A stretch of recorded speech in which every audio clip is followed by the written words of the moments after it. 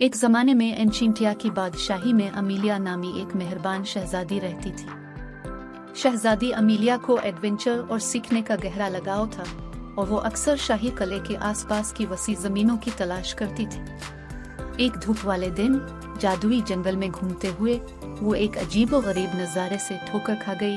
दरख्तों के दरमियान एक छोटा सा कॉटेज। तजस्सुस में इजाफा हुआ। शहजादी अमीलिया कॉटेज के करीब पहुंची और आहिस्ता से दरवाजे पर दस्तक दी। इसकी हैरत में एक दोस्ताना बूढ़ी औरत ने चमकती आंखों से जवाब दिया। औरत ने अपना तारुफ मिसेस मिटिल्डा के तौर पर कराया, जो जंगल की अक्लमंद बाबा है। ऐसी मशहूर शख्सियत से मिलकर खुशी हुई। शहजादी ने पूछा कि क्या वो कोई कहानी सुन सकती। मिसेस मिटिल्डा ने गर्मजोशी से मुस्कुराकर उसे अंदर बुलाया।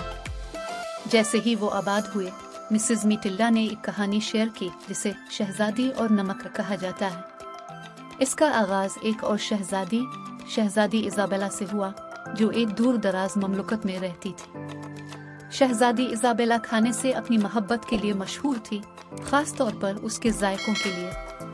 वो हर उस पकवान को पसंद करती थी जिसे इसने चख लिया था, लेकिन इसने कभी नमक के जायके का तजर्बा नहीं किया था। एक दिन जब शहजादी इजाबेला बाजार में घूम रही थी, एक सफर करने वाले ताजिर ने उसकी तवज्जो मबजूल कर ली।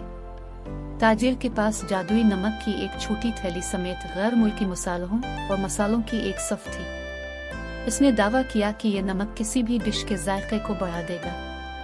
हैरान होकर शहजादी ने तीली खरीदी और महल वापस चली गई। बड़े जोश और खुरूश के साथ शहजादी इजाबेला ने शाही शेफ को बुलाया और इसे जादुई नमक का इस्तेमाल करते हुए एक अजीम अलशान दावत तैयार करने की हिदायत की। जैसे ही दावत शुरू हुई, शहजादी ने बेताबी से पकवान चखी। इसकी हैरत में हर एक काटना गैर मामूली जायकों के साथ फट जाता है। जादुई नमक ने आम खाने को एक गैर मामूली खाना पकाने के तजुर्बे में तब्दील कर दिया था। दावत की खबर पूरी ममलकत में फैल गई और जल्द ही दूर दूर से लोग शहजादी के जादुई पकवानों का मजा चखने के लिए जमा हो गए।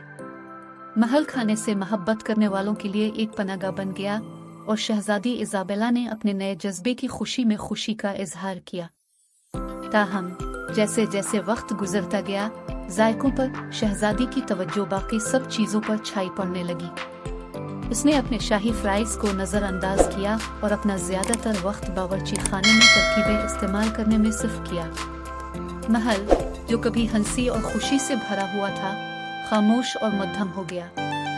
एक दिन एक अक्लमंद बूढ़े बाबा ने बादशाही का दौरा किया और शहजादी की हालत को महसूस किया। वो शहजादी इजाबेला के पास गया और उसे एक पहेली पेश की।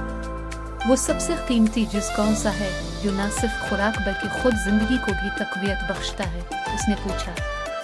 परेशान होकर शहजादी कई दिनों तक इस पहेली पर गौर करती रही। उसने मुख्तलिफ जवाबात देने की कोशिश की, लेकिन कोई भी बाबा को मुतमईन न कर सका। आखिरकार वजाहत के एक लम्हे में शहजादी इजाबेला को जवाब मालूम हुआ। ये मोहब्बत थी।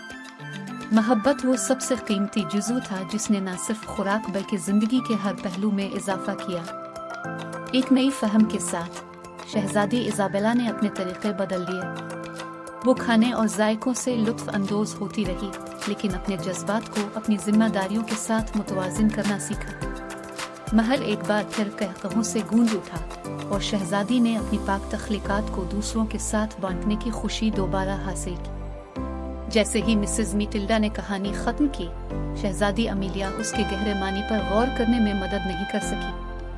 उसने मिसेस मिटिल्डा का शुक्रिया अदा किया कि उसकी शानदार कहानी और उसमें होने वाले कीमती सबक के लिए। शुक्रगुजारी से भरे दिल के साथ शहजादी अमीलिया ने दानिशमंद बाबा को अलविदा किया और शहजादी और नमक के असबाब को अपनी जिंदगी में लागू करने के लिए बेताब हैकर किले में वापस आ गई। इस दिन से आगे शहजादी अमीलिया अपनी हिकमत और मेहरबानी के लिए मशहूर हो गई। उसने शहजादी और नमक की कहानी पूरी ममलकत में बच्चों के साथ शेयर की, उन्हें तमाम कोशिशों में तवाज़ुन और मोहब्बत की अहमियत सिखाई। और इस तरह शहजादी इजाबेला की कहानी और उसका जादुई नमक जिंदगी के हकीकी खजानों की लाजवाल याद दहानी के तौर पर जिंदा रहा।